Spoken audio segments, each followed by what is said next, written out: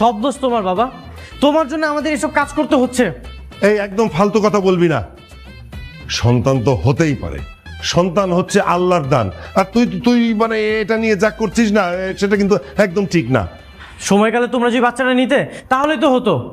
এখন আমি বিয়েটা করেছি, এখন তোমরা নিচ্ছ বাচ্চা। কিছুদিন পরে যখন আমার বাচ্চাটা হবে তখন কি চাচা ভাতিজা মিলে স্কুলে যাবে?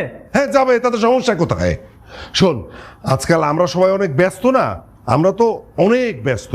আর সমবয়সী হলে না একটা সুবিধা আছে, তোর যে একসঙ্গে খেলাধুলা করতে পারবে, সঙ্গী পাবে।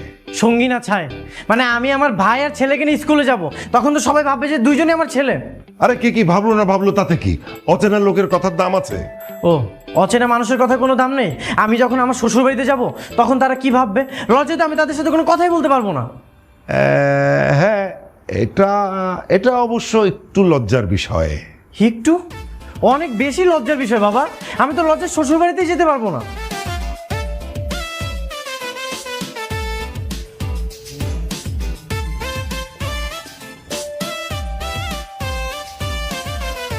কি ব্যাপার, এখনো শাকসবজি কাটা হয়নি? রান্না বান্না কখন হবে? এত তাড়াতাড়ি কিভাবে রান্না হবে? রান্না তো অনেক কঠিন জিনিস। রান্না অনেক কঠিন জিনিস, আমরা তো কোনোদিন রান্না করিনি, তাই না? বাবা, তুমি তোমার ওয়াইফকে এখান থেকে চলে যেতে বলো। আমার ওয়াইফ? এই আমার ওয়াইফ তোর কি হয়? মা। মা? তা তুই তোর মাকে বলতে পারিস না? বললে তো আবার দোষ হয়ে যাবে। থাক, আর ঝগড়া করতে হবে না, রান্না শেষ করো। চলো বৌমা, আমরা ঘরে যাই।